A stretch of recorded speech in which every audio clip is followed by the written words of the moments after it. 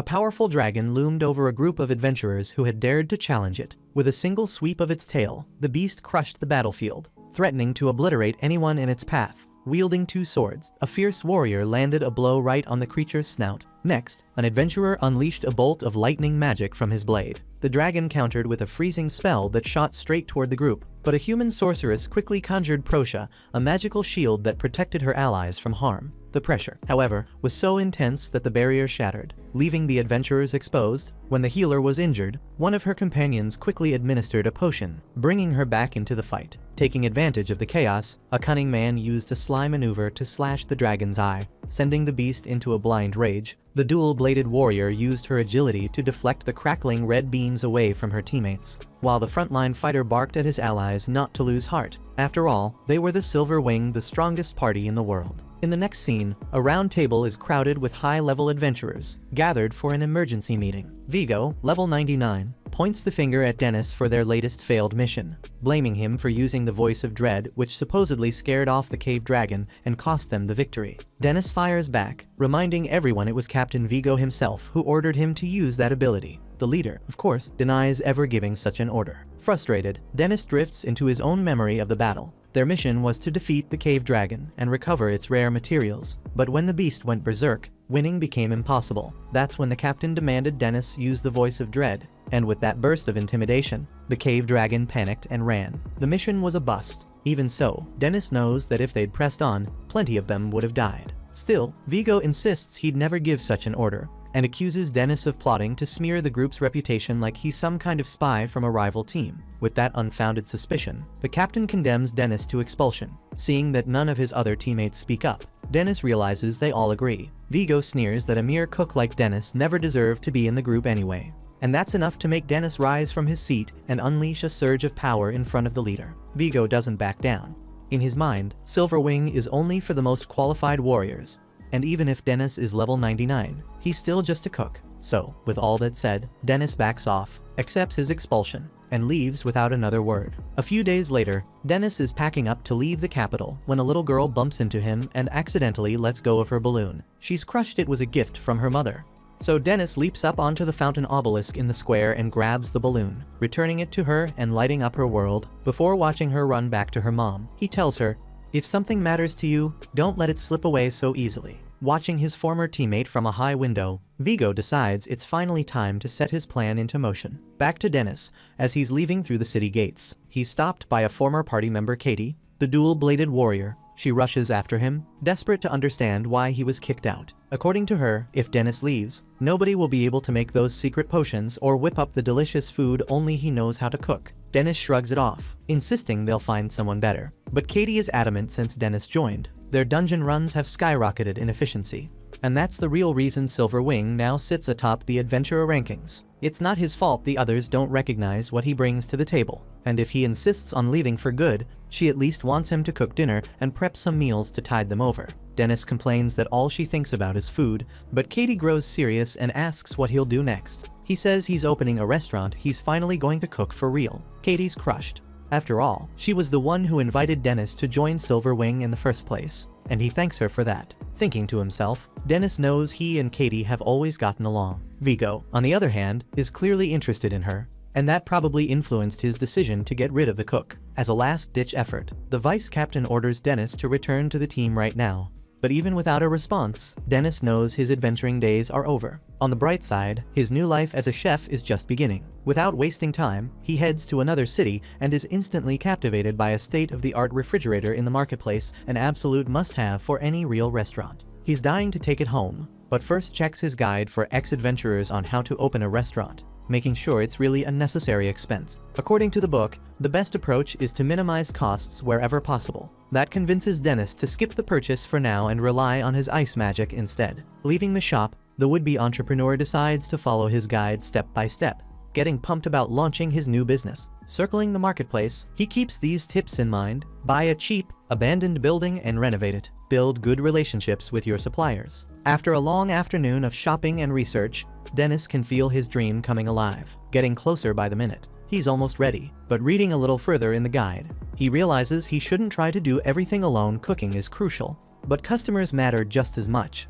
so Dennis decides it's time to hire someone. In the middle of all this, he notices a man out on the street, drawing a crowd as he boasts about his hand-picked goods of unparalleled quality. But the star attraction is a little girl who, according to the merchant, was once the daughter of a great noble house. Her parents had lost a power struggle and been cast out. Some in the crowd wonder if the girl is truly a noble, or if that's just the merchant's ploy to drive up her price. Dennis, for his part, could only think how much he wished he could help her. But he couldn't save everyone. If he tried to right every injustice in the world, he surely wouldn't survive. Suddenly, the girl meets the cook's eyes, and in that look, he's transported back to his own childhood, when he wandered the streets alone and abandoned. An opening bid of 300,000 piss kicks off the auction. But the price rises fast, shooting up to 800,000 in no time. The merchant is about to close the deal when Dennis speaks up, offering 1 million. But then the refrigerator vendor butts in, raising the bid to 1.5 million. He's desperate to take this cute little girl home and take good care of her. People around them whisper in concern. The octopus has offered so much for the girl, and everyone knows he's depraved. God only knows what he'd do to an innocent child. Not wanting to give up, Dennis offers 2 million. But the octopus counters with 3. The bidding war spirals higher and higher, seeming to have no end, until cut to the next scene. Dennis manages to buy the girl, trading away almost every coin he had. Still, he can't have the girl wandering around in rags, so he takes her to a shop and buys her a dress that, according to the shopkeeper, matches her hair perfectly. Later that afternoon, the two of them are walking side by side down the street. Suddenly, the girl stops in her tracks and stands still for several seconds, ignoring Dennis's calls. Without a word, she starts walking again, leaving Dennis completely at a loss for what to do with this child. As she shuffles along, head down, the girl suddenly looks up and realizes she's lost sight of her new master. In a flash, she's nearly run over by a passing cart and bumps into a rough-looking man. Moments later, she does the same to an elderly lady who snaps at her with open disdain. Each encounter makes the child feel as if she's trapped in a living nightmare surrounded by hostile strangers, a helpless creature among wolves. That's when Dennis finds her and confesses how worried he was, apologizing for walking too fast. Back at the house Dennis had just purchased, the girl asks why he bought her. Dennis scratches his head, explaining that she reminded him of something from long ago. He asks what he should call her, and she replies, slave. Not liking that one bit, Dennis insists on calling her Atelier. He introduces himself, full of enthusiasm. She asks what she's supposed to do, and Dennis tells her she doesn't have to do anything. She can use the upstairs however she likes, or she's free to leave if she wants. After all, from this moment on, she's a free person. Later, the cook does what he does best, prepares a meal fit for his new housemate. While he's working in the kitchen, the girl remains quiet and withdrawn. Besides being a talented cook, Dennis also uses a bit of magic to enhance the meal, giving it a special touch. It's this bit of magic that finally makes Atelier's eyes light up for the first time since she arrived. The aroma so enchanting she feels like she's floating on air. When she opens her eyes again, a beautiful plate of food sits before her. Dennis sits beside her, and the two of them give thanks for the meal. The girl takes her first bite and instantly falls in love with the flavor, eating as if she can't get enough. Once she's stuffed, Atelier suddenly bursts into tears. Watching her, Dennis realizes he can't imagine what this girl has been through. He decides not to push her with any questions. If she wants to talk, she will. Even if she's been hurt so deeply she thinks there's no hope left in the world. At least she'll have food to eat here. At one point, Dennis asks if Atelier liked the food, and she realizes she's got a mountain of rice stuck in her throat, prompting Dennis to come to her rescue once again. Over the next few days, Atelier gets used to the rhythms of daily life, pitching in around the house with cleaning and chores. Before long, she and Dennis are inseparable, sharing every little moment. One day, after finally finishing the restaurant's steaker, Dennis celebrates with a fist bump. Atelier hesitates, but when she finally returns the gesture, she feels, for the first time, a sense of belonging and camaraderie with this young man who's done so much for her. And so, at last, the adventurer's restaurant opens its doors, and Dennis wants Atelier to be the poster girl for the place. With everything decided, the owner takes one last look around. The menu's ready, the water's out, tables and chairs are set. The ingredients and kitchen tools are all in their place. Everything's perfect. Nothing can stop this venture now. Fired up, Dennis promises himself that the very first customer will fall in love with his cooking, so much that they'll need to eat there 3 times a day. Well, as long as they pay, of course, because Dennis is dead broke and can't afford to give anyone free meals. Finally, the restaurant door swings open, and a knight in full armor stands silently in the entrance. Recalling page 28 of his guide, Dennis remembered that some customers just want to be left alone, preferring not to be bothered. So, even if this guy was armed to the teeth, The chef had to keep a friendly distance so as not to make things awkward. As the customer took a seat at the counter, the restaurant owner asked Aetlier to fetch a glass of water. Dennis, keeping a close eye on the man, waited eagerly to see what he'd order. After all, this was his very first customer, and it had to be special. Instead of speaking, the customer simply pointed to a small portion of rice and a side of crystallized pickled plums on the menu. Honestly, Dennis was a bit let down. He'd imagined a warrior like this would go for a hearty meal to recover from some epic battle. Thinking out loud, he asked if the customer was the type to eat like a bird, and the guy shook his head. Dennis then asked if he was short on cash, and the warrior's reaction made it clear that was exactly the case. So, Dennis decided to ignore the modest order and whipped up a massive bowl of Britora, wanting to treat his first customer right. Quickly, the customer made it clear in a distinctly feminine voice that she couldn't pay for the meal. That's when Dennis realized his customer was actually a woman. At that point, she had nothing left to hide. She took off her helmet and revealed who she really was. She explained, somewhat dejectedly, that she'd been kicked out of her adventuring party just for being a girl, a cruel twist. Considering gender shouldn't matter when it comes to skill in battle. Her level wasn't that high, but probably around 23, which was respectable enough. Dennis agreed about the gender issue and thought she was mature enough at that level anyway. All fired up, the adventurer went on about the vice captain of the strongest group out there. The Silver Wing, a female swordswoman known as Crimson Lightning, whose opening attack was always a critical hit. Clearly, a legendary warrior in her own right. Dennis knew all about her. He even muttered under his breath that she could be pretty ruthless sometimes. Not catching what he said, the adventurer explained that she was hiding her gender to get into another party, but it was tough, since she couldn't even speak without giving herself away. Things had gotten tight, she was running out of money and losing hope. Seeing this, Dennis set down the very first meal for his very first customer, hoping to lift her spirits. The girl was mesmerized by the dish's mouth-watering appearance. She reminded him she couldn't pay, but Dennis waved it off, telling her to eat before it got cold. With that, she dug in, and with every bite, she seemed transported. When she finally finished, Dennis, delighted with how happy she looked, invited her to come back anytime. But as she'd already said, she couldn't afford daily meals at a restaurant. So Dennis made her a promise. He'd spread the word that a female swordswoman was looking for a team, and, in the meantime, she could eat there for free until she found a job. The offer left her speechless. After serving his very first customer, word got out, and more people started coming in, falling in love with Dennis's cooking. Whether it was his fried rice or the wyvern pasta he made for a group of men who stopped by, they said the food was top-notch, and the poster girl was the cutest thing ever. Dennis laughed and told Aetlier people were praising her, but she just stayed quiet, as if none of it concerned her, a reminder that her past had made her a lot tougher. Even an elderly couple praised her service, but Aetlier still didn't know how to respond. When one of the men's group remarked that this was the perfect meal before heading off to explore a dungeon, Dennis realized they were adventurers, too. He asked if they'd be interested in adding a female swordswoman to their team. One of them said she could join them the very next day. They were actually looking for someone with more firepower. Later that afternoon, when the girl returned to the restaurant, she was amazed that Dennis had found her a new party so quickly. She promised she'd pay him back every cent from her first paycheck, even though he'd arranged it. Dennis told her to be careful, he didn't know those guys, but she was too excited to worry. Soon after, Dennis finished preparing her basilisk oyakodon, and she polished off the plate in no time, vowing, mouth still full, to pay him back for every last bite of that divine meal. Dennis asked her not to talk with her mouth full, so she mumbled, with her mouth still full, how delicious the food was. After her meal, Dennis's first customer left, but she definitely wasn't the last. As the days went by, more and more people discovered Dennis's restaurant and his uncanny talent for unique dishes. One night, after closing time with no customers left except for them, two girls stopped by and were just as captivated by the food. As he was getting ready to close up, Dennis asked Aetlier to go fetch the store curtain for him. Meanwhile, listening in on their conversation, Dennis overheard the blonde girl telling her friend that lately, some adventuring groups had been inviting women to join them only to do terrible things to them deep in the dungeons. They'd take the women so far in that they couldn't find their way back,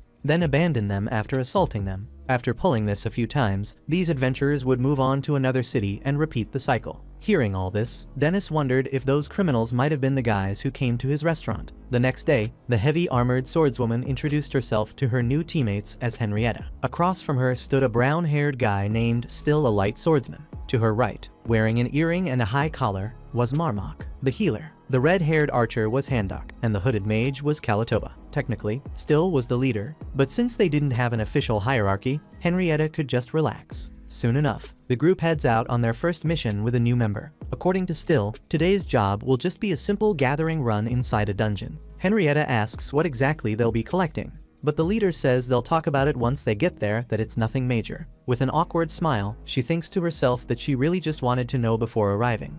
But she's too worried about making things weird, so she keeps quiet until the team finally reaches the cave. Once inside, Henrietta quickly proves she's anything but ordinary. With every enemy that appears, she takes them down in a new and creative way. Her teammates watch in awe, clapping and praising the new recruit's performance, words that go straight to her head after the brutal way she was kicked out of her last group. Still, they say it's time to go even deeper. And for the first time, Henrietta feels like people are genuinely counting on her.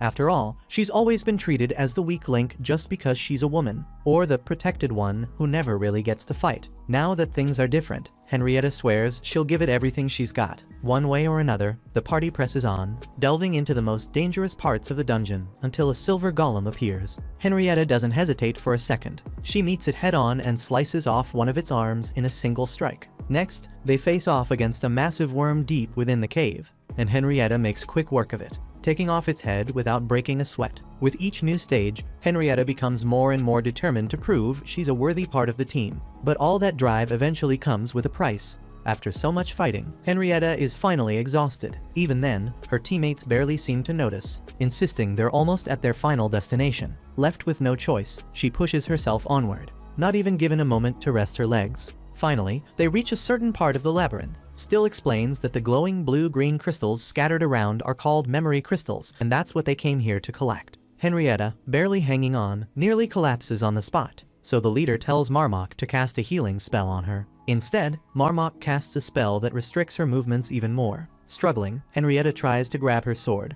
but Still steps on her hand and kicks the weapon away. Now, with her body reeling from the stun effect, Henrietta is easy prey for the gang of criminals. Planting his foot on her, the team leader mocks how easy she was to fool with just a bit of sweet talk. According to him, swordswomen are always the best targets. They're not as clever as mages or sages, and they usually have the nicest bodies. The plan is to have their fun with the pretty one for an hour, and then let her go. Marmok even admits he's going to stun her again afterward. But if she gives in, maybe she'll make it out of this.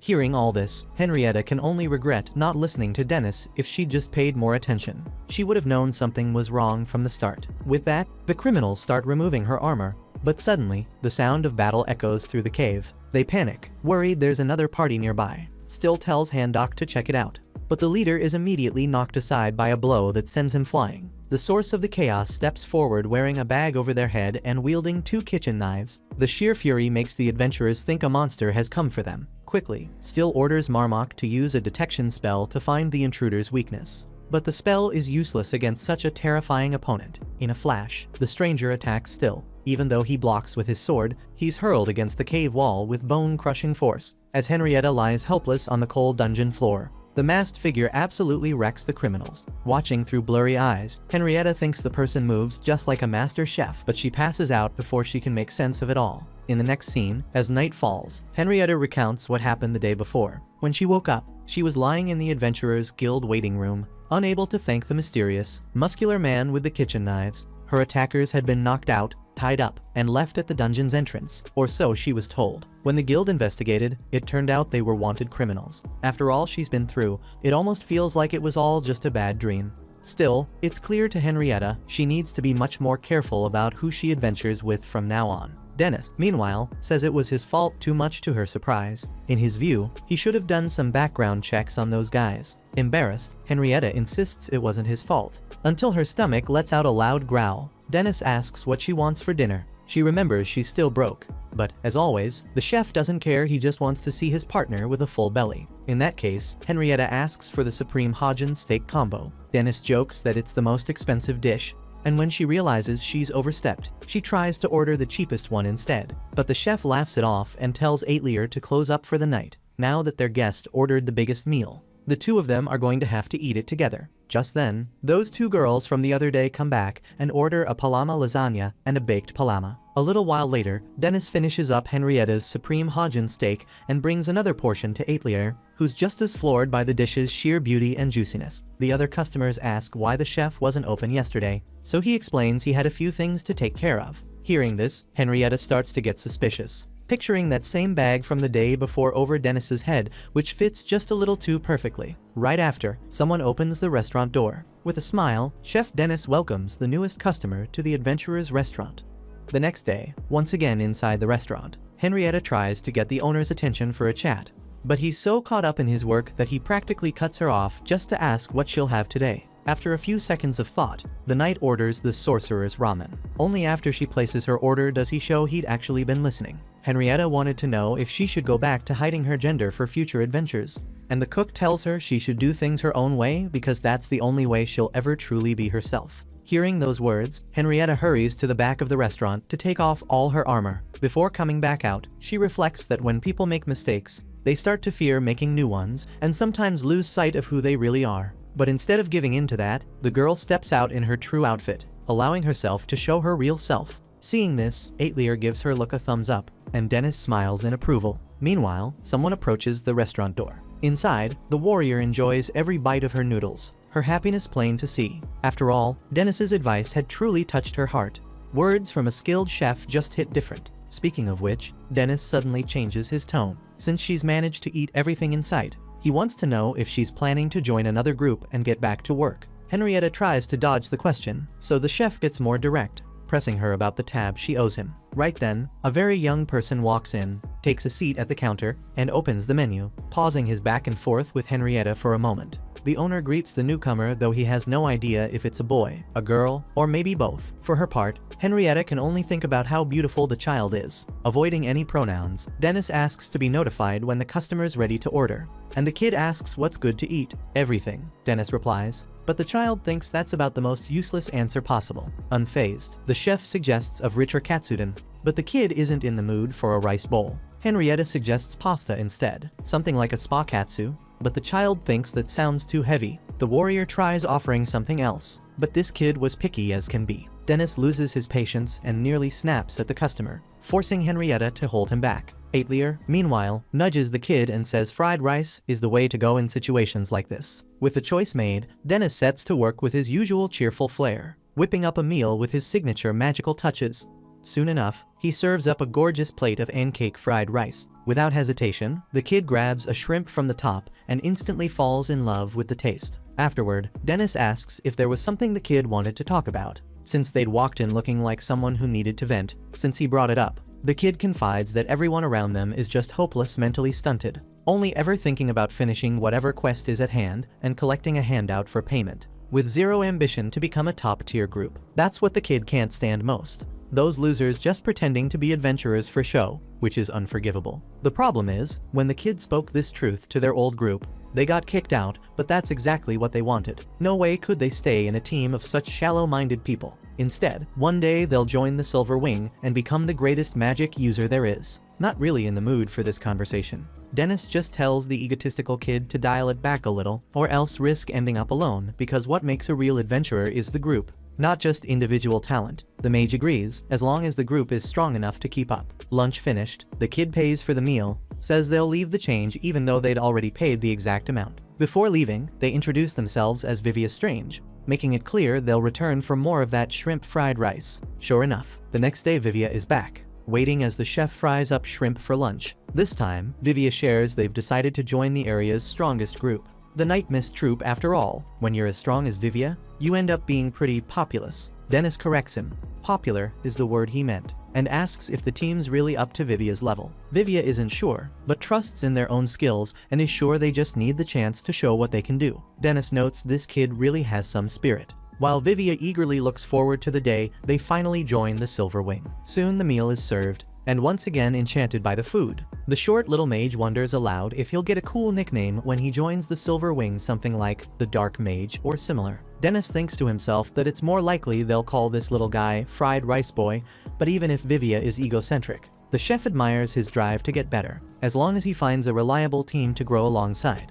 Someday this kid will make a trustworthy adventurer. Dennis asks when his first job with the new team will be, and Vivia explains that tomorrow they'll be gathering rare synthesis materials on the 5th floor of the dungeon. A bit concerned, Dennis uses his scan ability and finds out Vivia is level 17, which is really high for someone that age, but the recommended level for entering the 5th floor is at least 30. With that in mind, Dennis asks if that's not a bit deep for him, but Vivia is sure it'll all work out, especially since the elite members will be supporting him. Hearing this, Dennis thinks the kids probably read about advanced spells and now believes he can pull them off in a real battle. According to the chef, a person's level is basically a measure of the number and quality of the skills they've acquired. The reason someone's base stats go up every time they level up is because the skills they already have get sharper, and they're almost always active.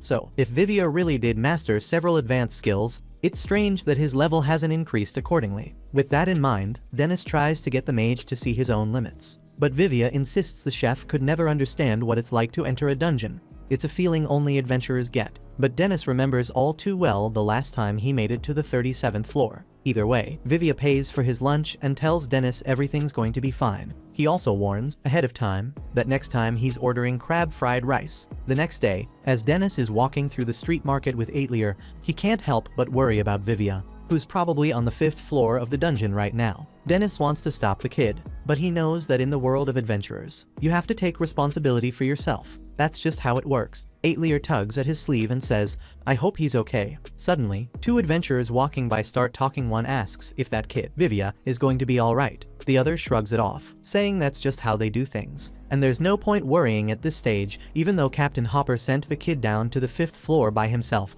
just to see if he'd survive. In this rite of passage where most people end up dead. Hearing that, Dennis grabs both guys and drags them into a secluded alley to get some answers, thinking they're hotshots because they're members of the Night Mist troop. The two men go on the attack, but Dennis beats the hell out of them without breaking a sweat. They don't even come close to landing a hit. Dennis heads back to Aitlier and sighs they'll have to close the restaurant again today. Understanding the situation, the girl looks him in the eye and wishes him luck. As for Vivia, he's learning the hard way that real life is nothing like what he's read in his magic books. He's running for his life, trying to shake off the monsters chasing him. Earlier, those two adventurers had left him alone as a test to see if he could join their group. Along the way, a vine suddenly springs to life and wraps around his ankle, stopping him in his tracks. Terrified, Vivia tries to remember the spell to break enchantments, but he's so scared that his mind just goes blank. For all the spells he's memorized, the young mage finds himself utterly helpless, just waiting for the goblins to catch up and finish him off.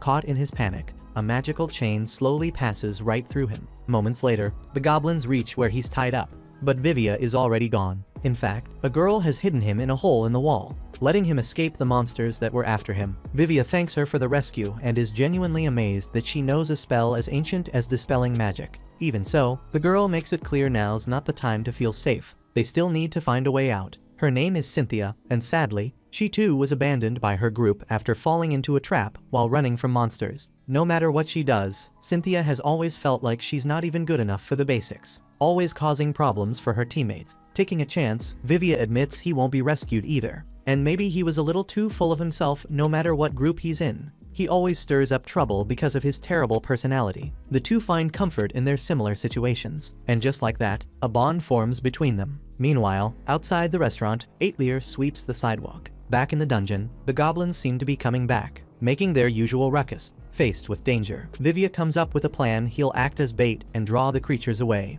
giving Cynthia a shot at escaping. Cynthia completely disagrees, saying it makes no sense for him to sacrifice himself. But Vivia insists he wouldn't even be alive if it weren't for her. For the first time in his life, Vivia Strange is ready to die for someone else. He spent his whole life being selfish, looking down on others, thinking he was better than everyone. But Cynthia saved him and comforted him. And now, with all his heart, he just wants her to get out of this alive. Cynthia pleads with him to wait for help, but Vivia has already made up his mind to sacrifice himself to save her. So, the young mage gathers his courage and strength for the next step. He steps out of the hole in the wall and faces the goblins, determined to give it everything he's got so Cynthia has a chance. As the monsters get closer, the mage casts his spell Palm, literally a giant hand that acts as a barrier to hold back the enemies. But the goblins manage to force their way through after some effort and finally close in on him. And then, quite literally, Dennis comes crashing down on the goblins, not with a gun, But with a gigantic pan he conjured with a spell that's actually called steel. With this huge pan, he manages to split the corridor, separating the creatures on the other side.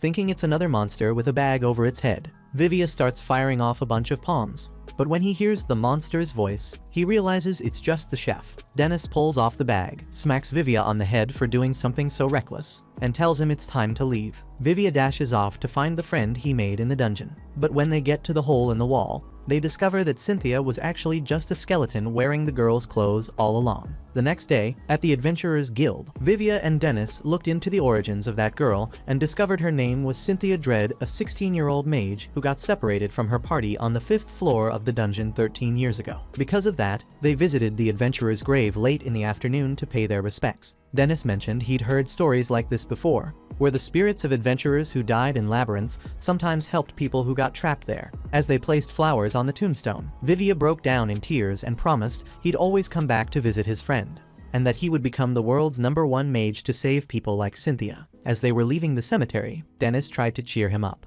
promising to make him a big plate of fried rice, but Vivia was still visibly shaken by everything that had happened. So the chef gave him a hearty slap on the back and told him not to stay down for too long, or Cynthia's spirit would never be free. Annoyed, Vivia said he knew that already but just wanted to let himself be sad, at least for a little while. Suddenly, he felt the girl's magical current flow through him once again. Vivia thought to himself that, in the old days, whenever people experienced something mysterious, they called it magic, and if that was true, then Cynthia Dread was certainly a mage. Meanwhile, at the city's bell tower, a girl stood at the edge, about to fall, wondering, why did things have to end up like this?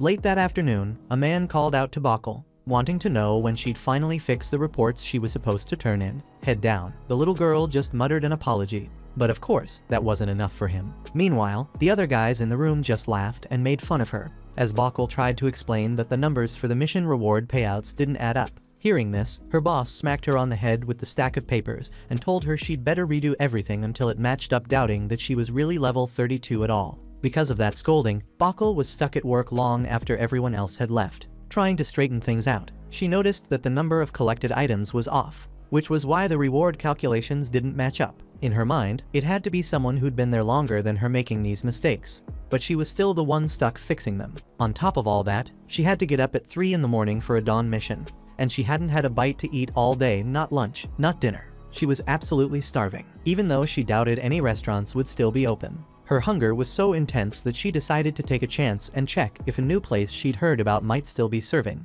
When she got there, Aetlier was just packing things up to close, and for a second, Bokkel felt her hopes sink. But then Aetlier asked if she was a customer, giving the girl a chance to slip in at the last minute. Not only that, but the staff member asked Dennis to take care of just one more order for the night. Dennis wasn't thrilled about it, but Henrietta and Vivia chimed in too, convincing the chef to whip something up for the girl. Embarrassed, Bokkel sat at the counter, and, after glancing at the menu, ordered the daily special. While Vivia chatted to Henrietta about cutting her bangs, Bokkel found herself soaking in the cozy atmosphere. It made her heart feel lighter. The truth was, she usually spent her rare days off sleeping, with no friends to hang out with, and she realized it'd be nice to come to a warm place like this more often. After a while, Dennis brought out the special, and the new customer stared at the fried food and the unfamiliar sauce. She'd never seen anything like it. The moment she tasted it, Bokkel was blown away by what the chef could do. Honestly, she'd never eaten anything so delicious in her entire life, agreeing that this place was a total gem. Henrietta rattled off another 15 dishes for her to try, like Vritra's katsudon or the magic ramen. Vivia joked that her friend had already tried everything in this dump, to which she replied that, well, what else do you expect from the restaurant's first customer? First freeloader, you mean? Chef Dennis shot back. I let you run a tab and you took full advantage. Time to get a job already. Henrietta grumbled, but Vivia was unemployed too. But the chef pointed out that the mage at least paid for his meals with his savings, earning himself the title of traitor from Henrietta. At that, Bokkel burst out laughing so hard she started to cry, and everyone turned to look at her. After all, there really was a place in the world filled with good food and good people, but every day she was stuck at a job where everyone hated her for no reason, and she had to work late into the night. Honestly, Bokkel woke up every morning wishing she could just disappear, though it hadn't always been that way. When she was younger, people saw her as a promising mage, praised by everyone in her community. She was so talented that when she came of age, the whole village pooled their resources to sponsor her studies in the big city. hoping she'd become a full-fledged sorceress. Things started off well enough right away. Bakul skipped ahead a grade because of her remarkable abilities, and she was even offered a spot as a faculty member, a teacher. She brimmed with confidence and planned to join the city's strongest adventurer guild to earn money and give back to those who'd supported her. With that memory lingering in her mind, Bakul left the restaurant after only a single bite of her food. Everyone inside worried about her, and Vivia mentioned she was part of the Night Mist troupe, the same group that had once left him for dead. The others quickly urged Dennis to do something, but the chef just shrugged, saying he was only a cook. All he could do was feed people. Bakul, it seemed, would have to help herself. At 3 in the morning, her alarm went off. It was time to get ready for her mission, though she hadn't managed to sleep at all. Exhausted, she dozed off for just a moment and ended up running late. In a rush, she grabbed her things and hurried down to meet her teammates, who were furious about her lack of responsibility. Still, they set out for their morning dungeon mission. In the chaos, they were ambushed by a werewolf that knocked one of the team members to the ground. Bakul reacted instantly with a blast, taking down the monster. Worried, she rushed to check on her injured teammate only to be shoved aside by the very man she'd just saved. After the mission, the young mage wandered through the city streets, weighed down by sadness. Her teammates had had the nerve to blame her for what happened to the guy in the dungeon, and they'd said awful things to her, telling her they'd all be better off if she wasn't around. Nearby, Henrietta and Vivia were walking down the street, talking about food. Henrietta rattled off every single dish on Chef Dennis's menu, while Vivia suggested she focus on more pressing things like getting a job. That's when they spotted Bakul, head down as she walked by. The next scene found Bakul at the top of the bell tower, standing at the edge, wondering how her life had come to this. Vivia and Henrietta had followed her, realizing things were much worse than they'd thought. And just as the bell began to ring, Bakul jumped. Henrietta leaped after her, grabbing hold of the girl, while Vivia cast a cushioning spell near the ground, turning their fall into a soft landing. Meanwhile, back at the restaurant, Aitlier steps out of the bath and immediately complains there aren't any towels. Which means, of course, she walks out dripping wet and stark naked, leaving Dennis scrambling, desperate to find anything for the little girl to dry herself off with. Moments later, Vivia and Henrietta show up with Bakul in tow. The cook takes one look at the situation and comes to a conclusion. The little mage is dealing with an illness of the mind. The more serious it is, the more people keep their troubles to themselves and end up destroying themselves. Vivia can't help but jab that Henrietta will never suffer from anything like that. When he sees the girl actually laugh, Dennis realizes just how well those two troublemakers are already getting along. Henrietta wants to know how Bakul can be cured, and the chef explains the only real remedy is plenty of rest. Vivia isn't convinced that'll ever happen after all. Bakul is part of the Night Mist squad, so Dennis promises to have a talk with the crew. That night, he welcomes the squad's members into his restaurant. Their leader, Captain Hopper, is quick to apologize that one of his team is giving Dennis so much trouble. Dennis, for his part, insists he's the one who should be apologizing, since he knocked a few of them out at one point. Hopper brushes it off, saying he's heard the food here is supposed to be top-notch. Dennis can tell this guy isn't giving him an inch, and his skills quickly size him up. Level 51 way out of the league of any average adventurer. No wonder his squad is #1 in the city. As for Bakul, Dennis explains she's safe and resting for now, but she's in no condition to work with the Night Mist, and should really be released from the group so she can recover. Hopper says that's easier said than done. They have custody of the girl, after all. At that, another member tosses Bakul's contract onto the table. Dennis is furious when he sees what she's signed up for. Impossible conditions and an inhuman workload, especially for someone her age. When the others mock his concern, the chef loses his cool and tells them flat out they're nothing but a gang of cruel con artists. Hearing that, Hopper crushes his mug in his hand and says this city is their turf, they're the law around here. If Dennis doesn't want any trouble, he'd better hand Bakul over now. At the same time, Bakul wakes up feeling miserable, wondering why her friends won't just let her die already. Someone like her would be better off dead. Hearing this, Aitlier calmly tells her she's free to die if that's what she wants. Aitlier herself had thought about ending her life once. After all she'd lost. She'd been banished and sold as a slave. And that's when the dark thoughts started. There was nothing good in her mind back then, just pain and suffering. But Aitlier didn't die because, somehow, there were still wonderful things in life. First things first, she tells her friend, have something delicious to eat, and only then decide what you really want. If Bakul still wants to die after that, then maybe there's nothing else to be done. Either way, Aitlier will respect her choice, though she'd much rather Bakul choose to live. Outside the room, Dennis asks Hopper if he thinks he's king or something. Hopper shrugs. It's pretty much like that. In every dungeon city, the strongest group holds the real power, since nobody else can compete. Silverwing is a perfect example. Dennis points out that Hopper's bunch are nothing like them. But Hopper disagrees. It's basically the same thing. Except instead of royalty and nobles as clients, Night Mist's influence is limited to this little city. Honestly, he thinks this dump is so run down it ought to be burned to the ground. Suddenly, Katie the Crimson Lightning bursts into the restaurant. Never mind that it's closed. Dennis's old teammate is thrilled to see him after so long, and compliments the down-to-earth vibe his place has. Dennis tries to get her to come back later, since he's in the middle of something important, but Katie pouts she came all the way from the Oak House just to see him, and this is the welcome she gets. Hopper can't help but notice the crimson armor, the twin red swords, and her fiery hair, not to mention the insignia on her coat. That's when it clicks. He's looking at the vice captain of Silver Wing, better known as the Crimson Swiftblade. Right then, Hopper starts getting seriously nervous about how close Katie and Dennis seem. After Dennis convinces Katie to wait a bit, he asks if there's a way to get Bokkel out of the squad without causing a scene. Katie immediately interrupts again, scooping Vivia up for a hug like a little stuffed animal. Dennis has to remind her that he's a guy, while the young mage asks how she knows the chef. Katie cheerfully reveals Dennis used to be part of Silver Wing, and that the two of them were basically partners, a revelation that hits the entire restaurant like a bombshell, leaving everyone stunned. Hopper's eyes go wide when he realizes where Dennis came from.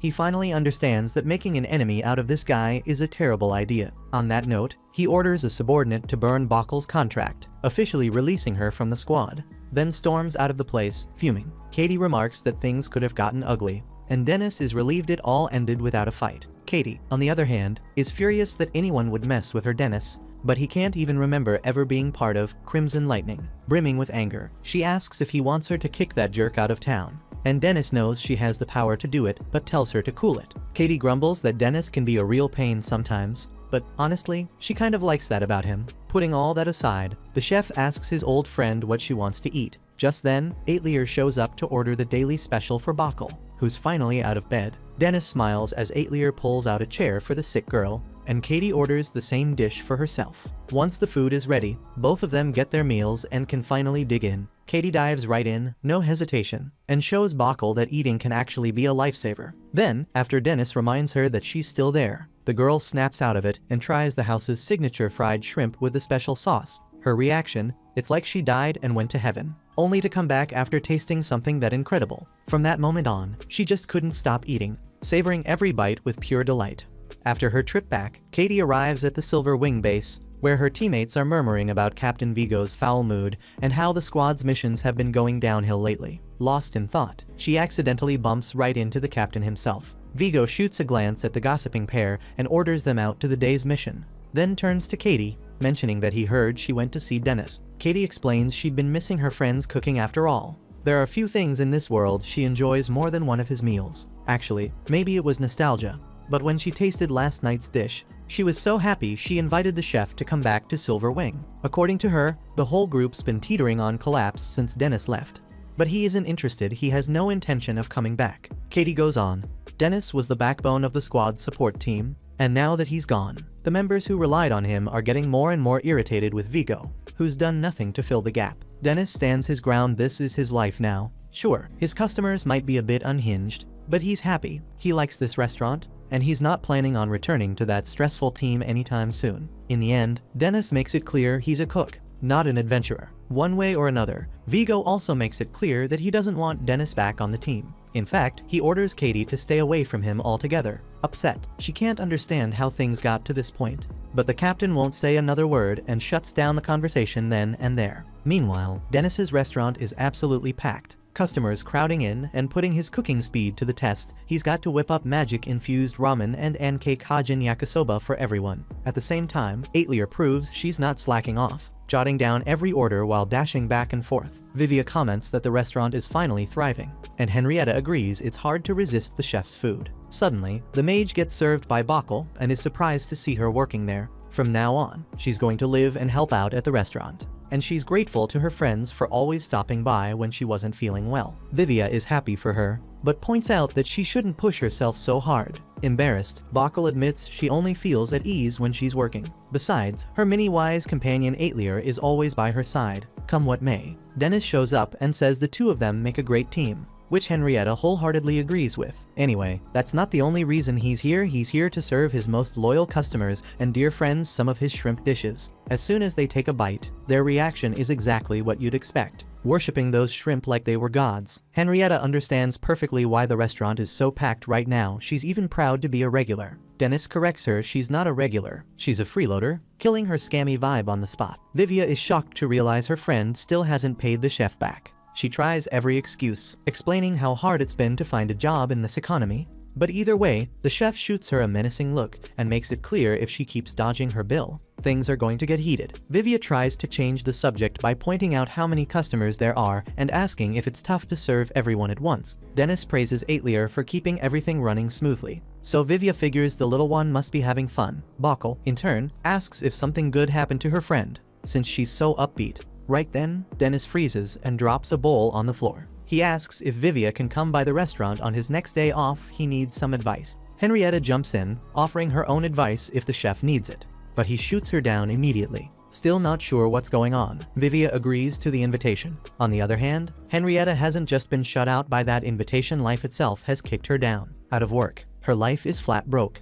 She doesn't even have hot water at home. She misses the public baths, where at least she didn't have to freeze under a cold shower. The problem is, she doesn't have money for a bath there either. She needs to pay the chef first. Speaking of which, totally anxious about whatever Dennis and Vivia are going to talk about on his day off. Henrietta is convinced they'll be plotting how to ban her from the restaurant. She's determined to do something to stop that from happening. Fast forward to the day off, Vivia heads to the restaurant and hears from Dennis that Aetlier seems to have a boyfriend. Completely frazzled, Dennis explains he started giving her an allowance recently, and after that, she's been going out all the time. He just can't handle the thought that she might be involved with some random guy. To make matters worse, Dennis confides, in a panic, that he saw her with a boy and now he's pounding the table, demanding to know if that kid is his adopted daughter's boyfriend. Vivia tries to calm him down, suggesting he just ask her instead of overthinking. But the truth is Dennis can't bring himself to broach the subject. If the boy really is her boyfriend, Dennis says, the least he could do is show up and gift the father-in-law with a box of sweets or something. Since he didn't, that proves he's weak and shallow. And if that's the case, Dennis won't stand for it. He'll only accept the guy if he's over level 80. Just then, Aetlier pops in, asking what they're talking about, and Dennis nearly falls over from panic. Vivia, showing a bit more maturity, tries to play it off, saying they were just chatting about cooking. The little girl pipes up that she wants to learn too. And to keep the act going, Dennis tells her to wash her hands and get ready to start learning. Once that's done, he brings both of them over to the counter to teach them the right way to cut onions so the flavor of Ritra's katsudon really stands out. Their eyes start to sting from the onion's bite, and even though Vivia is complaining too, the chef's attention is entirely on Aetlier, who can't help but feel left out. Watching Aetlier work, Dennis remembers the day he first learned to cut onions from his mom. That day, she noticed he was secretly using a skill to keep his eyes from burning. He asked how she could tell, and she just smiled and said, "No matter what you do, I always know." Lost in the memory, Dennis snaps back to reality to find Aetlier has dropped eggshells into the bowl. He jumps in to help with the cooking, joining Aetlier and Vivia. The three of them share a rare moment of teamwork and learning, the kind of scene you'd expect from a real family. When everyone's dishes are finally ready, Dennis praises Aetlier for her first attempt, telling her it's impressive for a beginner. On the other side, Vivia holds his plate up like a trophy and brags about his own skills, only to get annoyed when he realizes the chef only has eyes for his fake daughter. Right then, the city bell rings.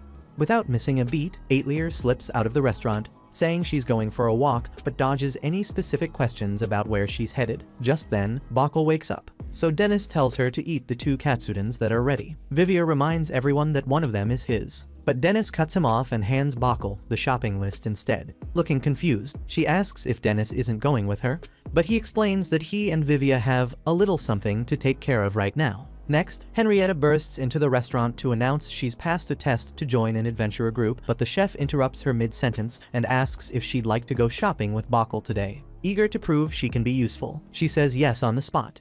And with that, Dennis bolts out the door, dragging Vivia along with him. Out at the street market, the chef and the mage spot Aetlier saying goodbye to an old lady. Vivia grumbles that they shouldn't be stalking the girl like this, but Dennis shrugs it off after all. He's her protector. If that's the case, Vivia asks why he doesn't just go talk to his daughter. Dennis admits he can't bring himself to do it. So the mage declares he's basically a stalker at this point. Ignoring the young wizard's words, the level 99 chef turns the kid's head towards Aetlier and points out the last thing he wanted to see, his adopted daughter chatting it up with some boy at a market stall. Dennis is practically about to explode, while Vivia points out he doesn't even know if that kid is her boyfriend. and that it's important for her to have friends too. Still tuning his friend out, Dennis keeps a close eye as Aetlier gets led by the boy into a jewelry store. Now Dennis is really freaking out. He's convinced she's about to buy a wedding ring. Amid the chaos brewing in his mind, Vivia comes up with an idea. After their errands, Bockel notices her friend looks worried and asks if she's okay. Henrietta says she can't stop thinking about her debt to the chef. Bockel doesn't get why the adventurer can't save any money, considering the missions pay well. Henrietta explains that, besides equipment upkeep, she's always getting herself hurt and blowing cash on potions just to recover. As strange as it sounds, Henrietta feels like the more she works, the less money she has. Now that money's tight, she really wants to find some way to repay Dennis for everything he's done for her, but she just doesn't know how. Bockel, for her part, praises her friend's character for caring so much, and is rewarded with a heartfelt hug. At that moment, the girls overhear two men gossiping about the captain of the Night Mist troop. Apparently, the guy got humiliated by a restaurant manager who, as it turns out, is rumored to be a former Silver Wing. In the end, the two hope the Night Mist troop doesn't come looking for revenge against the chef. Hearing this, Bockel and Henrietta exchange a tense glance. Meanwhile, Vivia borrows a megaphone from a nearby shop. But it's not just any megaphone, it's a magical item used for speeches and plays. Imbued with wind magic, it lets voices carry over a distance. With this in hand, the duo manages to sneak close to a jewelry store window to eavesdrop on what Aetlier is saying inside. The first thing they hear her say is, "It's beautiful. I love it. A treasure for life. Aetlier is so happy to have met you." Naturally, Dennis completely loses his mind hearing that and has a meltdown right there in the street. Meanwhile, a woman's purse is stolen by a thief using wind magic. So Dennis quickly pulls himself together to see what happened to the victim. In the meantime, the thief is gloating about how easily he took the old lady's money, but he's not prepared for a man sprinting toward him at full speed with a child slung over his shoulder. Feeling pretty confident, the thief is level 30 and figures that's more than enough to shake off this nuisance. But he quickly realizes he's in trouble when he sees his pursuer is keeping up without even using magic. So, the thief uses his wind magic to leap over rooftops and cut through alleyways, trying to lose Dennis. But Dennis just powers through, copying the thief's path and blocking his escape. Even so, he admits that a little magic would come in handy, so Vivia casts the only spell he knows. The palm. It basically creates a trampoline in the shape of a hand, letting Dennis boost his speed even more, much to the terror of the child hanging on for dear life.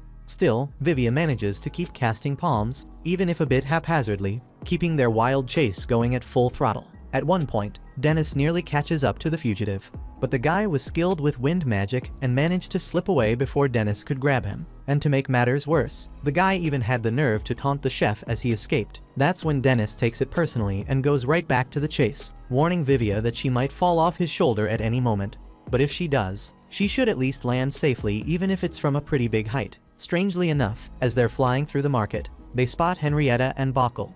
Speaking of them, the two girls get bumped into by the purse thief, and that ends up sealing his fate. After all, now Henrietta has a reason to go after him, and she puts a stop to his escape with a well-placed punch. After that, the warrior sees Dennis arrive and recognizes her for a job well done. That turns out to be the best reward she could have hoped for, since all she really wanted was to repay the kindness and warmth Dennis had shown her. Once all the chaos settles, the chef takes the girls back to the restaurant to dish out some gossip about Aetlier, or, well, he's not totally sure if she's dating someone, but it definitely looked that way. Changing the subject, Bockel says Henrietta was terrified she'd get banned from the restaurant, but Dennis just smiles and reassures her there's no way he could ever kick out someone who enjoys his food so much. Then, getting a bit more serious, he reminds everyone that even his patience has limits when it comes to freeloaders. A moment later, Aetlier finally returns, and the whole restaurant goes quiet, everyone curious about where she's been. She crosses the room and hands Dennis a present. She says she saved up to buy this jewel because it's the same color as his eyes.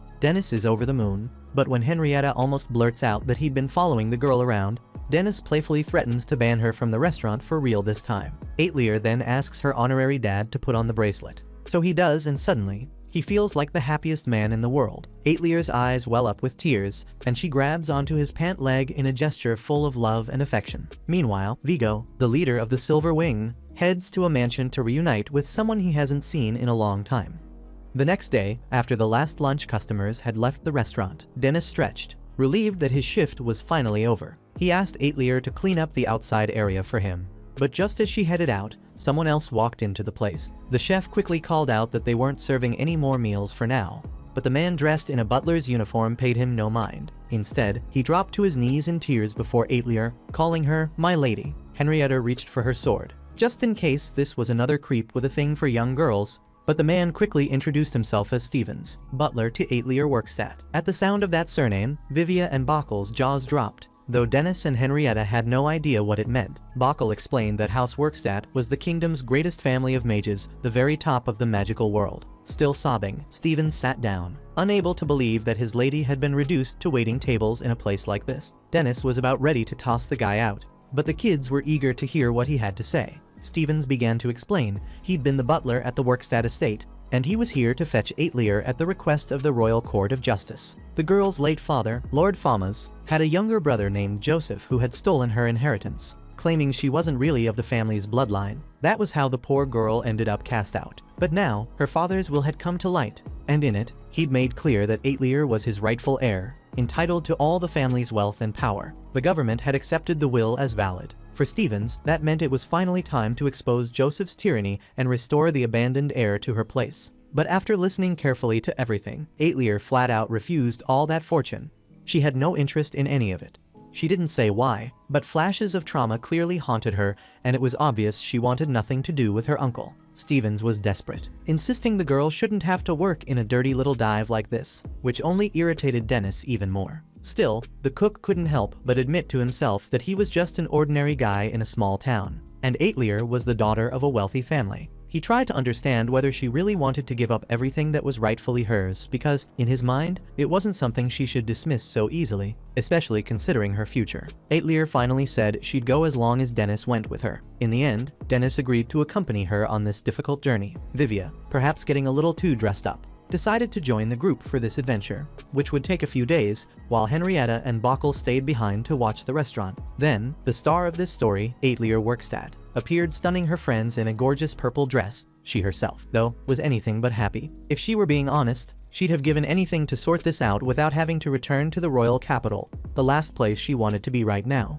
But Dennis promised he'd stay by her side the whole time. Standing by the carriage that would carry them all, Stevens invited his lady and the rest of the rabble to climb aboard. Dennis wondered aloud if anything could be done about the butler's attitude, but Vivia just shrugged, admitting they really were just rabble. After all, the journey began, and after several long hours, the group arrived in the royal capital. Vivia was wide-eyed, totally smitten by the beauty of the enormous city, while Dennis had to tell him to dial back the country boy act. Like Aetlier, the ex-adventurer never expected to set foot in this place again. But here he was. Vivia pointed out the Black's restaurant, famous for serving the best food in the capital. Dennis, lost in thought, barely reacted, and although he considered stopping by at some point, he ultimately decided against it. He knew they'd only ask how he dared show his face around there. Soon after, they reached a government building, where they were greeted by Sestovich, the lawyer handling the case. First, he explained that they'd need to examine Miss Aetlier's blood. As soon as the poor girl saw the needle, she had the same reaction any kid would. She shook with fear at the sight of that sharp thing that was about to pierce her skin and draw her blood. A man managed to do it gently,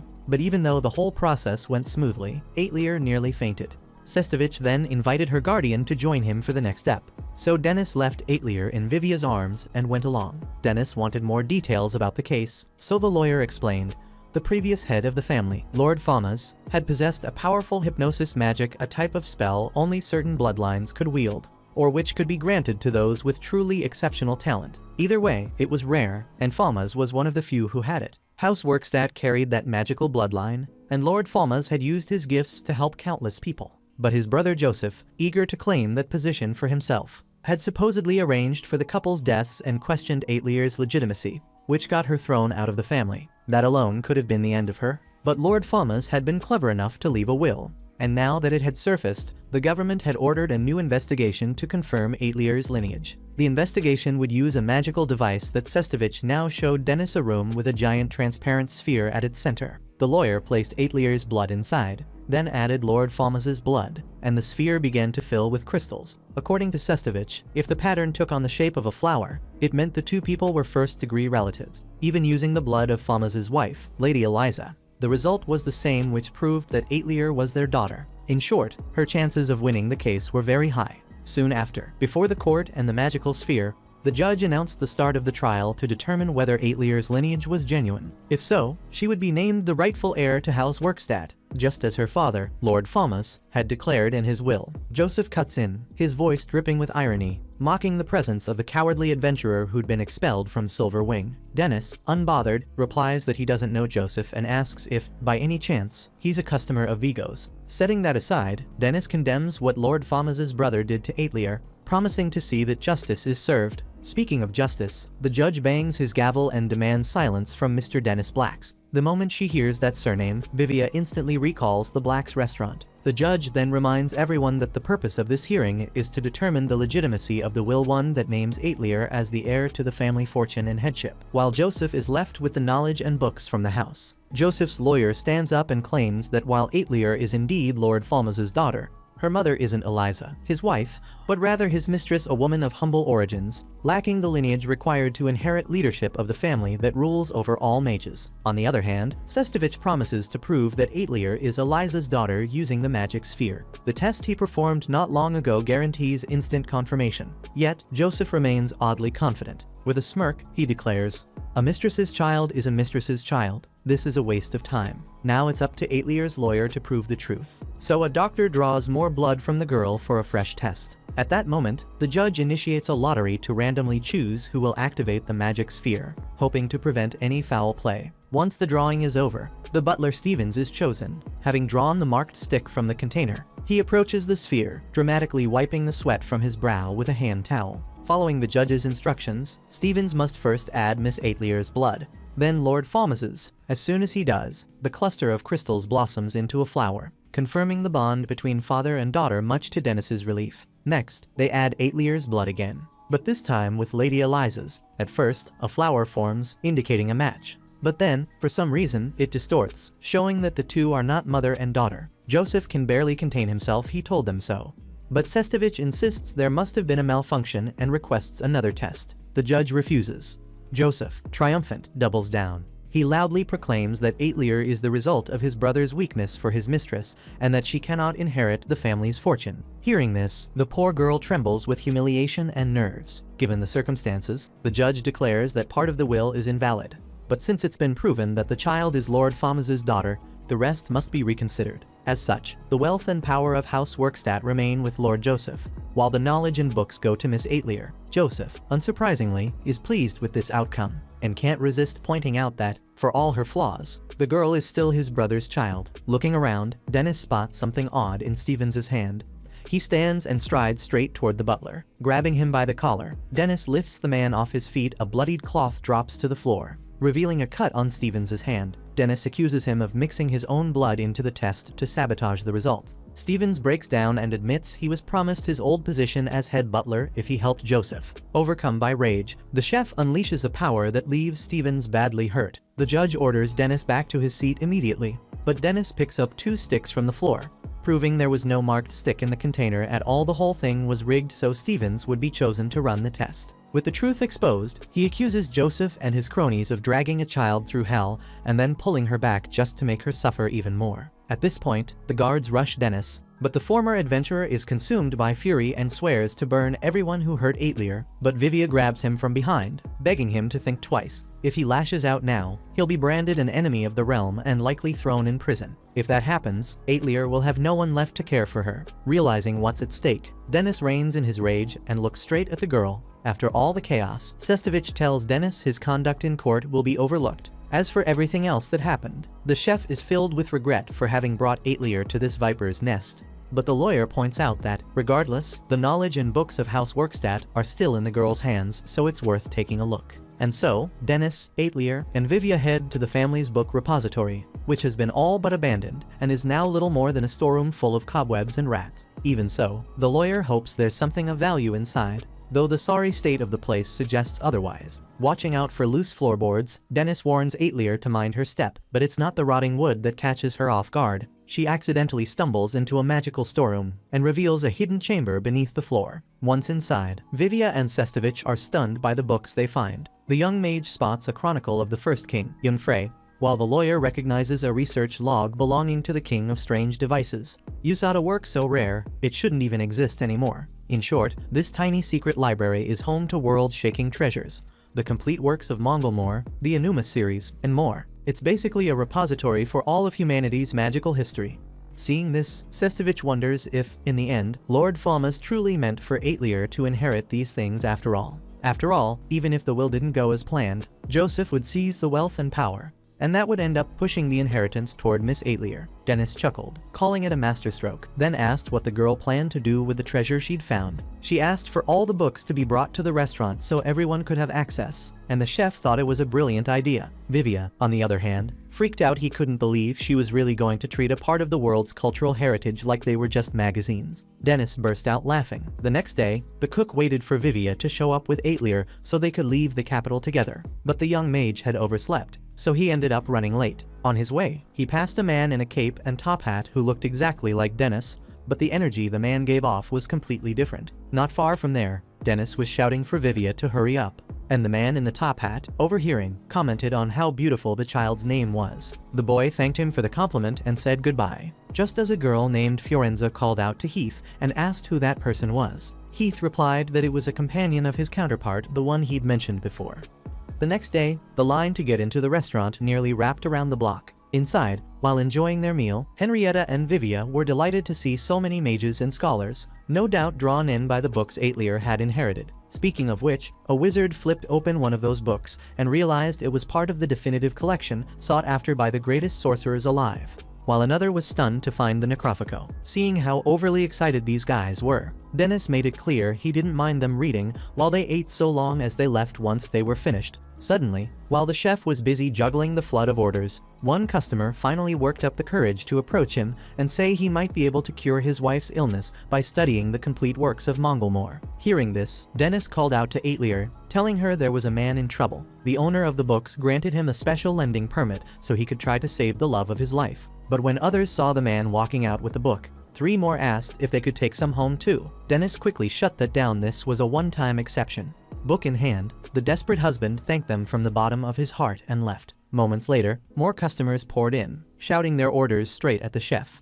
Even with dozens of requests coming at him all at once, he remembered every single one. More impressively, he unleashed his magical abilities in full force. Working the kitchen at lightning speed, Vivia asked if it was really okay for him to burn through all his spells at once, and he answered that there was simply no way to keep up otherwise. Watching his skill in action, Aetlier could only stare, mouth open in awe. The scene shifted to an old memory of a small, abandoned child wandering the rainy streets, while other children walked by smiling under their umbrellas. This one had no protection except a ragged cloak, and was forced to eat scraps of meat left on the ground. Soaked and shivering, the child sat there in silent misery as the rain dripped down their head. Then, a woman passing by dropped her wallet. The child picked it up and returned it to her. Moved by the boy's kindness, the woman took him to the restaurant where she worked for something to eat. He didn't even know how to hold a spoon properly, but the moment he tasted the food, it was as if his whole world had burst into color. The joy was so overwhelming, he couldn't stop eating, tears streaming down his face as he did. Back in the present, Dennis awoke after fainting.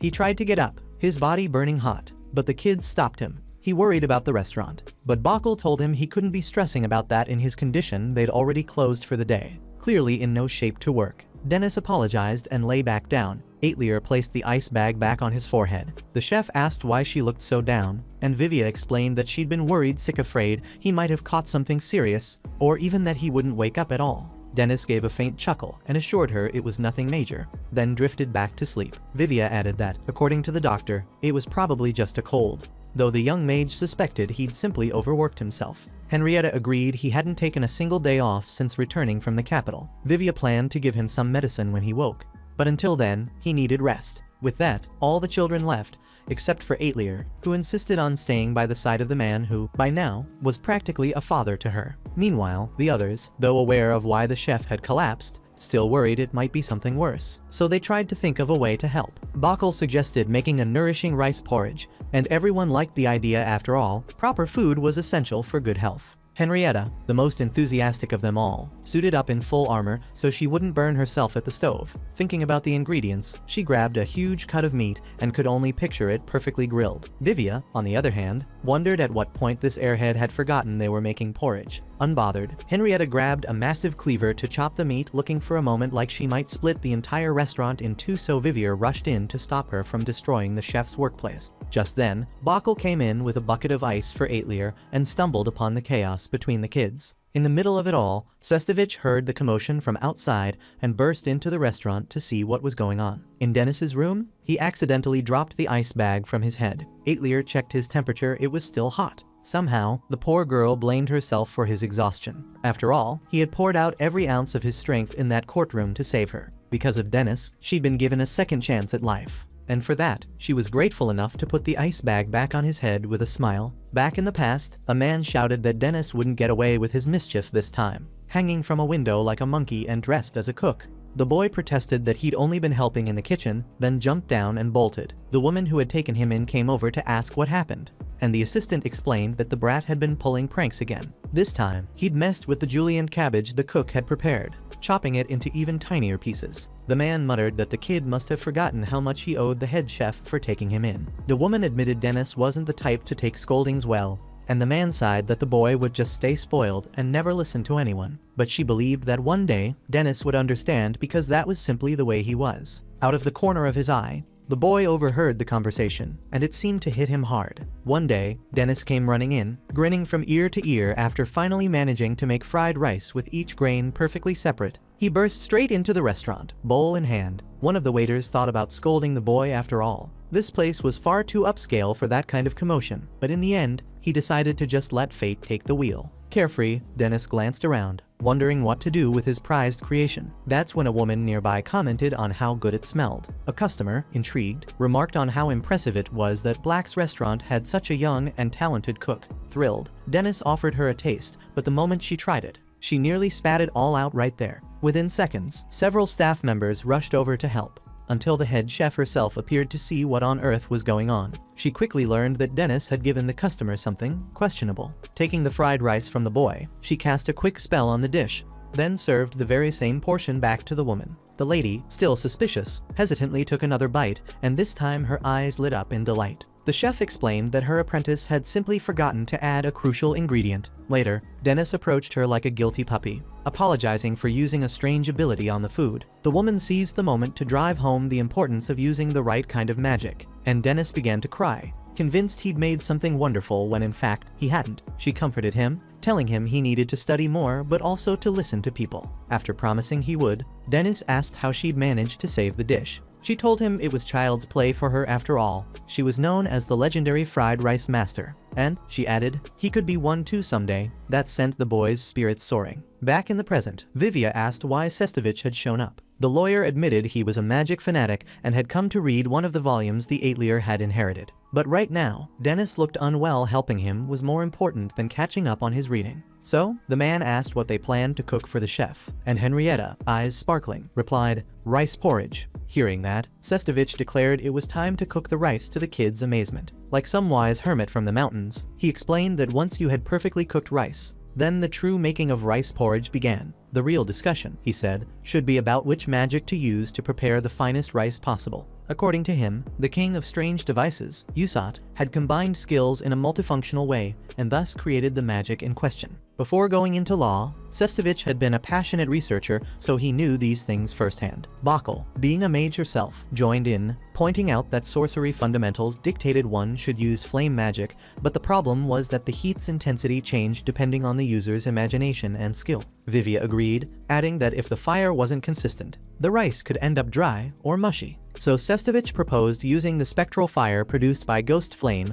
Its heat strength could be controlled by the amount of mana used, allowing for more precise cooking. Henrietta, completely lost in all this magical talk, just stared blankly, while Vivia warned that Ghost Flame had one drawback. It wouldn't produce the crispy, golden crust at the bottom of the pot. Not wanting to lose that crunchy goodness, Bachl suggested combining flame magic with Ghost Flame. Sestovich agreed, but Vivia strongly objected, saying that the two together would make the fire's consistency unstable all over again. Sweating, Sestovich admitted they'd reached a dead end. Still, Vivia wasn't ready to give up. She suggested using a pot imbued by alchemists with high-quality magical catalysts to force the temperature to remain constant. Bachl nearly cried, realizing this might be their only choice. In the end, after all that back and forth, Sestovich had the answer. They'd use both Ghost Flame and regular flame magic. and counter the unstable heat with a catalyst-infused pot to keep it steady. That way, they'd cook the most delicious rice the world had ever seen. With that decided, the next question arose: how to use magic to turn that rice into perfect porridge. Henrietta, worn out by the endless debate, just wanted it all to be over. Luckily, Vivia and Bokkel called for a break. Their heads were fried from thinking so much. Just then, the octopus walked into the restaurant, having heard the chef was ill. He brought a catalog featuring a magical rice box, a device capable of making outstanding rice with the crispy crust, and he was offering it at half price. As if that weren't enough, this model had a special porridge mode. Henrietta asked if it would work without ghost flame or regular flames, and the merchant just stared at her. Why on earth would anyone cook the rice first and then make porridge? You just boil water, throw in the raw rice, and voila, porridge. Hearing that, the three so-called mages wished they could disappear into the floor. Either way, they scrapped all the complicated plans and decided to just buy the magic box. Following the manual's instructions, all they had to do was set it and let it cook the porridge for them. Aitlier came in to say Dennis's fever had gone down, which made Henrietta happy. The chef would probably be able to eat the porridge after all, and knowing what his friends were making for him. Aitlier suggested adding eggs to the recipe to make it even more nutritious. Her friends praised the little girl's cooking skills. After all, she'd learned a lot from the head chef. According to Aitlier, you should whisk an egg as if you were slicing it. Bokkel mentioned that the only omelet she could eat was the sweet kind, while Vivia said it was just the opposite. In her opinion, a proper omelet needed to have the taste of broth. Seeing Henrietta looking lost again, the two asked if there was anything she simply couldn't eat. After a brief pause to think, the blonde confidently declared that she didn't like eating leather shoes. While Bokkel nearly teared up in sadness, Vivia asked if she was actually saying she eats shoes. Henrietta explained that, yes, her family used to eat them. Her father claimed that leather shoes were made from animal skin. Hearing that, Bokkel felt sorry for her friend, while Vivia decided it was best to drop the subject. Later on, Dennis woke up to find Aitlier walking into the room with a bowl of egg porridge in hand. The moment he tasted it, the cook felt the same warmth he'd experienced back when he was taken in by that head chef at Black's restaurant. When he complimented the flavor and asked if she had made it, Aitlier blushed, smiled, and explained that she'd stirred the eggs exactly the way the chef had taught her, as if slicing them. Then she added that the porridge itself had actually been made by the octopus, instantly shattering the tender moment and sending the cook into a quiet panic.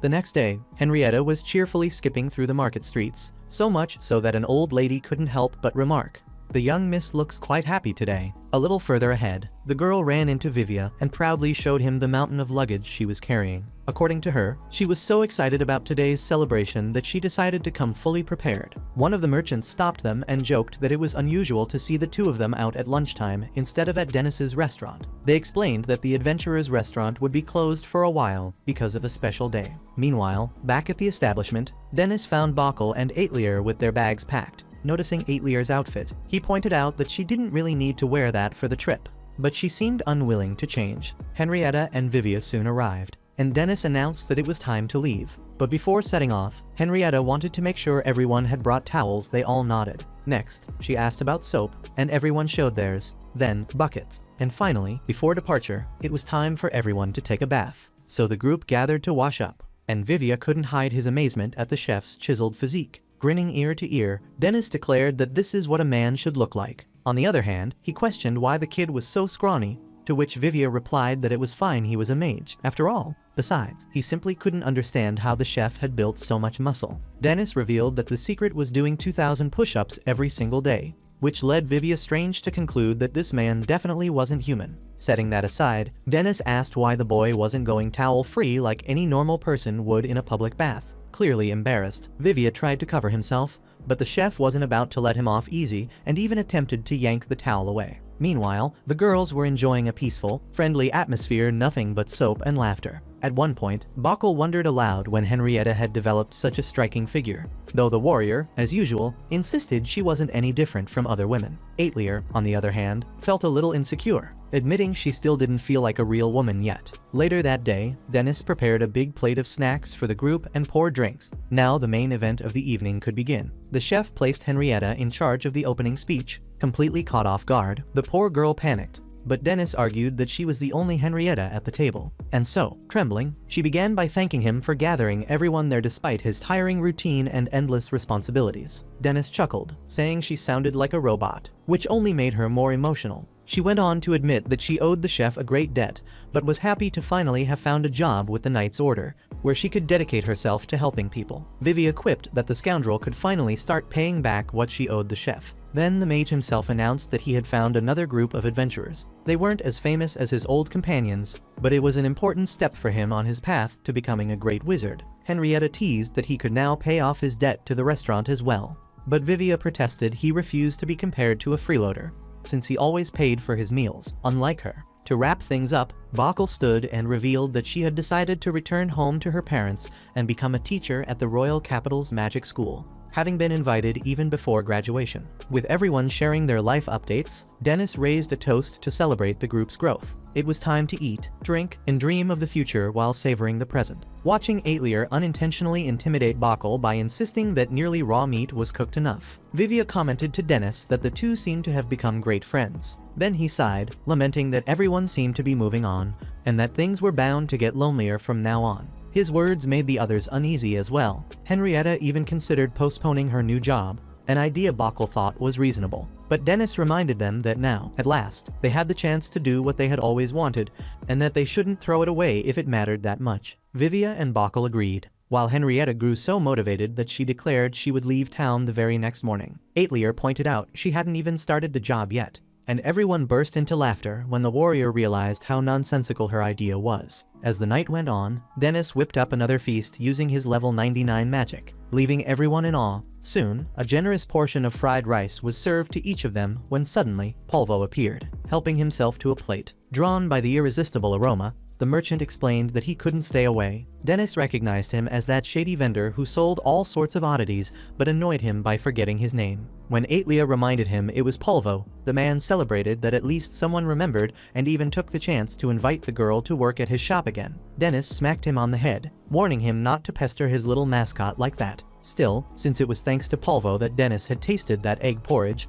he decided not to beat him up. In fact, he was even considering adding a new dish to the menu using that recipe and the magical pot. Finally, he asked what exactly that sly merchant was doing there. Polvo begged not to be called sly in front of Aetlier and explained that he had heard Dennis was holding a barbecue.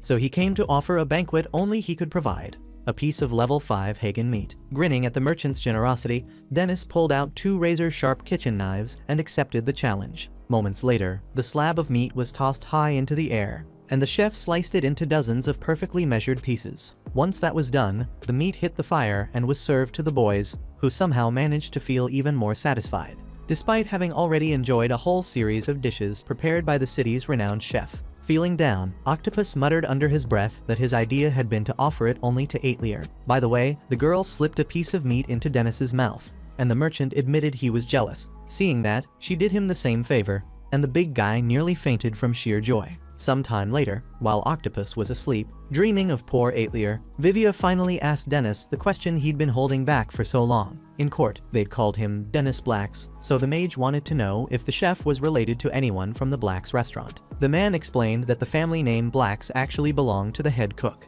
his foster mother, whose name he had once carried, but he didn't want to use it anymore, not after storming out following a nasty fight back when he was close to level 90. Looking back, Dennis admitted he'd been full of himself, and his mother had only tried to keep him grounded. Vivia found it almost unbelievable that even Dennis had gone through a cocky phase, though he could understand why. After all, Dennis had reached level 99 so young, just one step away from the limit. At the time, Dennis had been sure he'd soon hit level 100, which was why he left the Blacks restaurant to work in different kitchens, all so he could brag about it to his foster mother. Then, one day, he joined Silver Wing, the place he stayed the longest, and despite everything, he had to admit he'd received a lot of help from those people. But the plain truth was that Dennis never did reach level 100. Meanwhile, in town, 2 of the restaurant's most loyal customers were on their way to the adventurer's restaurant, debating which dish to order today. But to their surprise, they were greeted by a sign. The place was closed for business reasons. At that moment, a pair of men walked past them. One of them shoved the girl in front. Her friend turned to demand an explanation,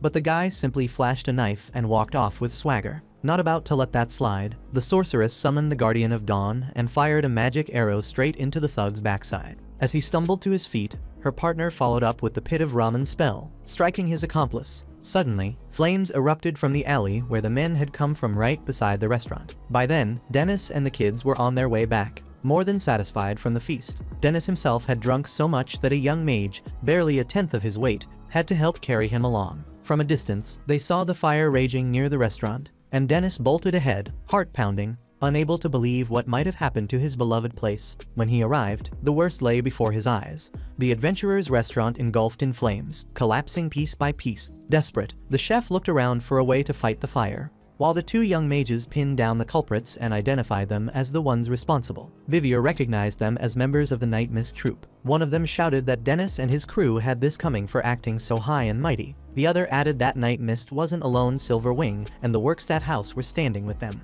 all ready to crush the restaurant's chef. Later, Dennis stood in silence, head lowered, staring at the ashes of the place he loved. Memories of every joyful moment he had lived there came rushing back, each one bittersweet. As the cruel truth sank in, it was all gone. Even the rare books Aetlier had inherited from her family were reduced to dust. Henrietta broke down in tears at such malice, while Vivia blamed himself for the tragedy. If Dennis hadn't saved him, the Night Mist troupe wouldn't have come after him. Bockel felt guilty too, certain that she was the reason their captain had set his sights on the chef. But Dennis told them they bore no blame at all. Honestly, he hadn't expected Silver Wing to be part of this. He believed Joseph Workstat must have sought out Vigo to form the alliance, with the Night Mist troupe simply hired to do the dirty work like setting the fire. Given everything, Dennis took full responsibility, admitting that maybe he had been arrogant, thinking he could just brush off enemies this dangerous. Vivia tried to lift his spirits, insisting that together they could take these people down, since Dennis had always faced problems head-on. But Dennis seemed weary of more battles.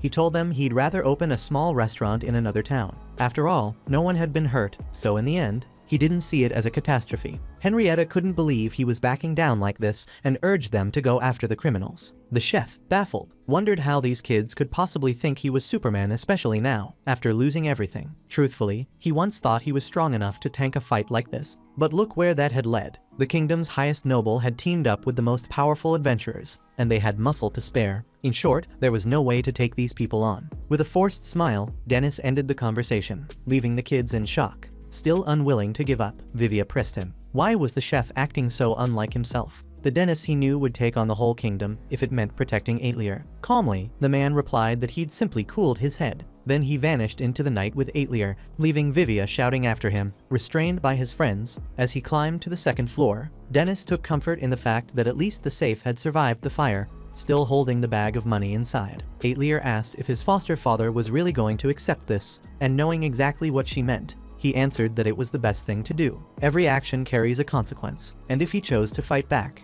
an even harsher reaction would follow, one that could very well lead to someone's death. With that said, Dennis repeated that all he wanted now was to leave. Outside the restaurant, Vivia, Henrietta, and Bockel stood before the charred remains of their favorite place, unable to accept its end. That's when a few suspicious-looking men began to approach the trio. Aetlier then asked if she could follow Dennis on his new journey. He seemed surprised by the question at this point. The answer was obvious. He reminded her that Joseph had come after him only because he tried to interfere with his plans in court, which meant the chef owed her an apology for her books being burned. But Aetlier assured him it was fine. All she ever wanted was to please the customers. What she couldn't stand was seeing the chef sad. Dennis explained that sometimes sadness was unavoidable.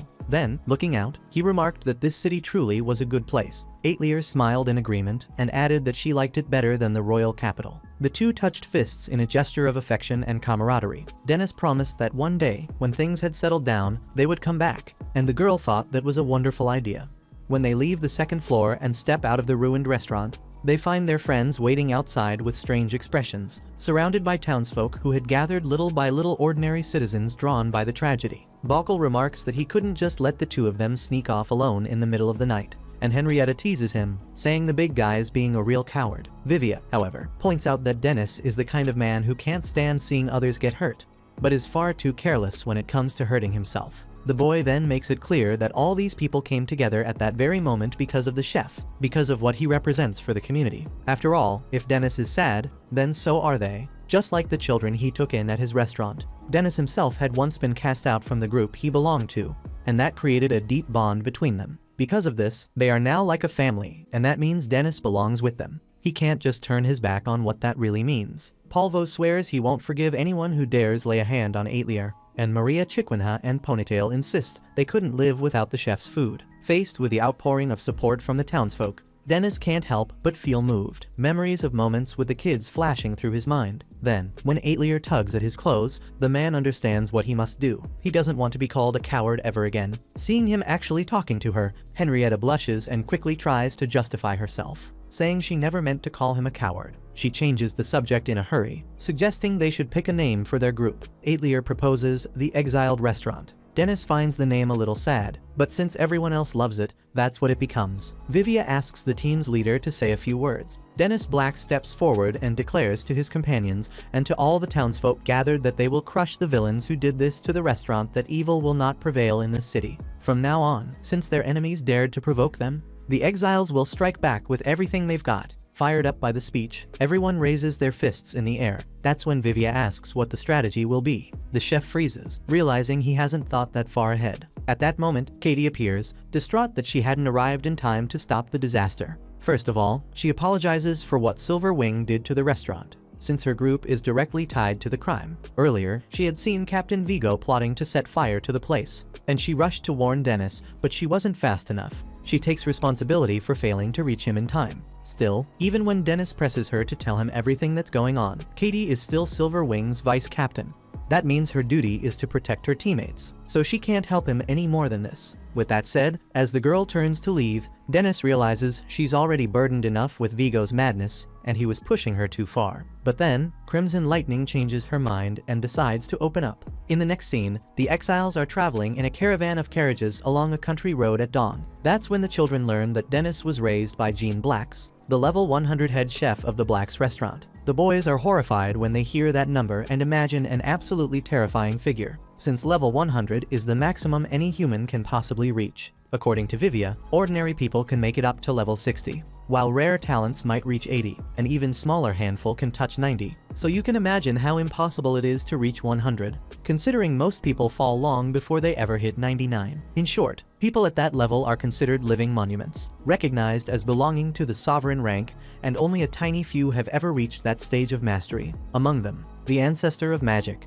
Yuzat, king of strange devices, the ancestor of adventure, Natura, the sovereign of exploration, and the ancestor of skills, Jungfrau, the first king. Crazy as it sounds, what Vivia is trying to say is that Jean stands on equal footing with these legendary, terrifying figures, which is utterly insane. Dennis tries to calm the boy down, saying he understands his point of view, but explains that Jean only ever mastered the culinary arts. Her combat ability is far weaker compared to his own, but as a chef, she's unmatched, with influence all across the royal capital. In Dennis's opinion, they couldn't ask for anyone better to back them. The real problem will be getting that support without being thrown out first, which is much more likely. Not long after, the exiles arrive in the capital alongside their fellow travelers. Now it's time to put Dennis's plan into action. Without delay, each member of the team splits up across the city, all dressed in white cloaks. Together with two partners, Vivia heads to a tailor's shop and orders a large quantity of a certain item. Though the request is unusual, the boy turns on his irresistible charm,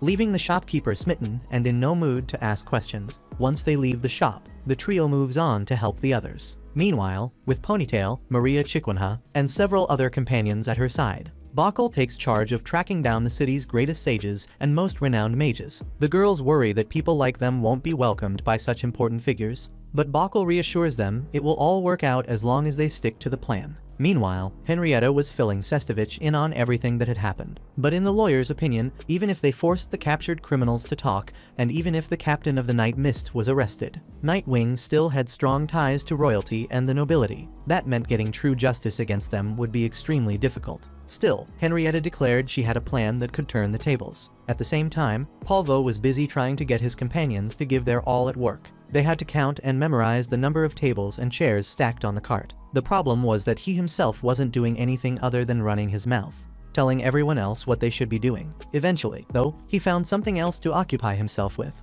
bothering Aetlier, who was minding her own business in silence. Apparently, she had found an oddly shaped object, and Polvo quickly noticed it was imbued with wind magic.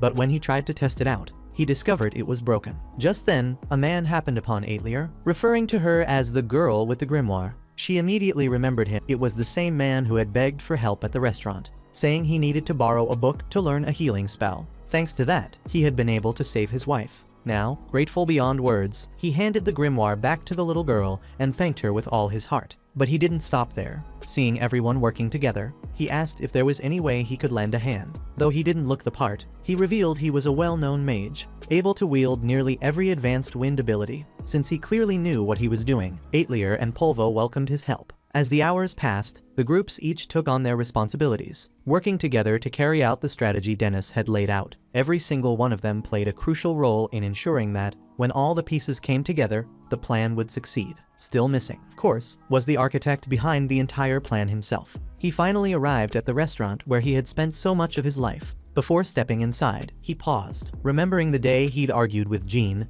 telling her he had nothing left to learn there, then walking out without even saying goodbye. When he pushed the door open, the two employees inside froze, their jaws dropping as they laid eyes on Dennis Blacks, the former sous chef. The waitress immediately shouted his name, and suddenly the whole place reacted as though a celebrity had just walked in. Everyone wanted to know how he had been, where he'd gone, what he had been doing all this time. Even the cook Dennis used to prank when he was younger, trying to rein in the chaos. Dennis asked to speak with the head chef. That was when his old friend Hesmok appeared, catching him completely off guard. Judging by her outfit, he asked if she had become the new sous chef. She shook her head, saying she never thought of herself that way. She was only filling in for the one who truly belonged there. Hesmok led Dennis to Jean, then left them alone. Dennis stood there awkwardly, watching the woman who had raised him, her back turned as she worked. Scratching his head, he struggled to think of what to say. But in the end, all he managed was to ask how she was doing. Recognizing his voice immediately, Jean turned and smiled, calling him her fried rice maniac.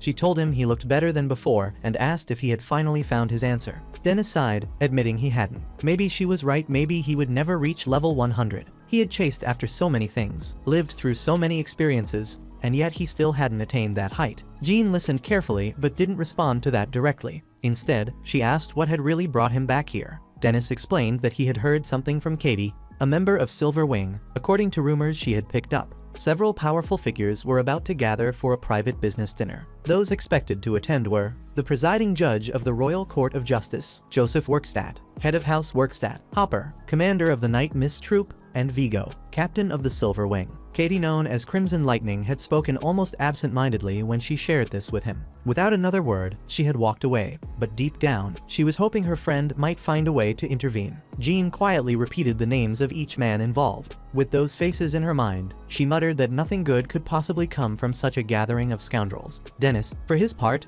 knew it spelled trouble, and that was exactly why he had been waiting for this meeting to take place. His purpose in coming to the restaurant was to gather information from Jean, because with her reputation as the kingdom's greatest chef, she had the connections to discover the time and location of the dinner. Jean asked what he intended to do once he knew. As a chef, she couldn't approve of anyone disturbing a place meant for dining. Hearing her words, Dennis instinctively touched the bracelet Aetlier had given him, and with a heavy sigh, admitted that he knew better than anyone that it was the worst possible thing he could do. Check out these videos appearing on your screen and subscribe so you don't miss the next part.